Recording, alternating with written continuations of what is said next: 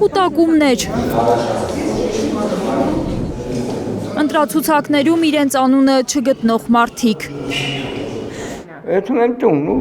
անծանոթ անուններ իրենց գրանցման հասցեում մարդկային բնակարանում գրանցված քվյախցում գրիչ փնտրող ու ծրարի մեջ քվյաթերթիկը ծալած դնող ընտրողներ Այս տղամարդուն բացատրել են ընտրության կարգն ու նոր քվյաթերթիկներ տվել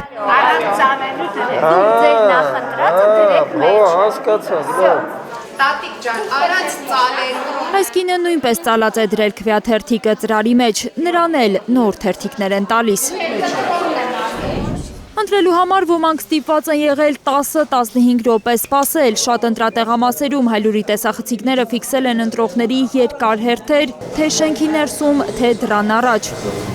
Անգամ այնպիսի ընտրատեղամասերում, որտեղ հնարավոր էր ավելի մեծ սենյակում կազմակերպել քվեարկությունը, նեղ սենյակում չեն կարողանում տեղաշարժվել ընտրողները, իսկ միջանցքում անծայր հերթ է։ Կա նաև մեծ դահլիճ, ինչով Դե նայեք, այդ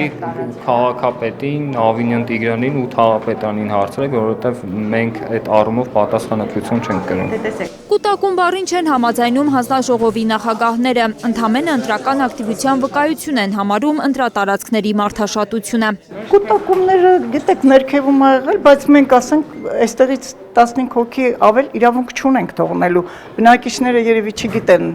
կանոնները, դրա համար դժգոհել են։ Այս կնոջն էլ են փորձում համոզել, որ իզուր է դժգոհում։ Հավանաբար սխալ է տեսել, որ իր բնակարանում մի անծանոթ տղամարդ է գրանցված։ Այս Վարուժանը, չգիտեմ ով է։ Ես չգիտեմ, ուզում եմ ֆիքսեք։ Անգամ Հայաստան դաշինքի առաջնորդ վարչապետի թեկնածու Ռոբերտ Քոչարյանի բնակության հասցեում է անծանոթ քաղաքացի հաշվառված։ Քնարիկ Պետրոսյանին չեն ճանաչում Իսակով փողոցի 23 կոտորակ 7 տանը։ Իհարկե նախագահ Քոչարյանի ընտանիքի որևէ անդամ Պետրոսյան Քնարիկ անունազգանով չկա եւ տվյալ հասցեում չէր էլ կարող գրանցված լինել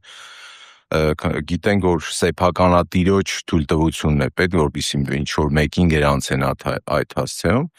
սա իշխանությունների հավելյալ մարդկանց տարբեր հասցեներում գրանցելու արատավոր պրակտիկայի հերթական ապացույցն է ու այնքան են լկտիացել որ արդեն նախագահի բնակության հասցեում են նախագահի տան վրա են հավելյալ մարդ գրանցում Երևի այսքանը ամեն ինչ խիստ ակնհայտ է ինչ կատարվում Իսկ դաշինքի падգամավորի թեկնածու Աննա Գրիգորյանին 17 համարի քվյաթերթիկը չեն տվել։ Նա զգուշացրել է քաղաքացիներին ուշադիր լինել, ստանալ բոլոր 18 քվյաթերթիկները։ Իմ դեպքում հենց 17-ը ինձ չէին տվել, զգուշացրեցի ավելի ուշադիր կլինեմ։ Դուք էլ եք ուշադիր։ Նորապատում երրորդ համարի քվյաթերթիկի բացակայության մասին ահազանգի հետքերով է գնացել հայլուրը։ Մեր թղթակցին հանձնաժողովի նախագահը հավատացրել է, թե ինքը ոստիկանին ներկայացրել է բոլոր քվյաթերթիկները, այդ թվում երրորդը։ Քվյաթերթիկները մոտեցրել եմ դրսից ոստիկանը նկարել է եւ որպես ասենք արդեն պատասխան ինքը ներկայացրել է համապատասխան վայր։ Նորապատում այլ խնդիր է ֆիքսել հայլուրի տեսախցիկը, նույն մարդը երկու ընտրողի հետ, որպես օգնող մտել է քվյախուց, ինչն արգելված է օրենքով, միայն մեկ ընտրողի կարող է օգնել նույն մարդը։ Մարդիկ են եղել, որ առհասարակ չեն կարողացել ընտրել, որովհետև իրենց անունը չեն գտել ընտրացուցակներում։ Տարիներ շարունակ նույն ընտրատեղամասում քվեարկելուց հետո այս տարի պարզվել է, որ այլ ընտրատեղամասում պետք է ընտրեն։ Որն եք վարկեմ, բերեցից թե հերթ կայնա, այդ կամ կայնա, ասես, նայեց, ասես չկա։ Չնայած ընտրական բարդություններին ու ընտրախախտումների մասին ահազանգերին ակտիվության բարձր ցուցանիշ է արձանագրվել բոլոր ընտրատեղամասերում։ Լիլիթ Սարգսյան, Լիլիթ Խալաթյան, Լանա Համբարձումյան, Հայկ Ավանեսյան, Նորայր Շարբաթյան, Աշոտ Մնոյան, Տիգրան Գասպարյան և Անի Ղանդիլյան, Հայլուր։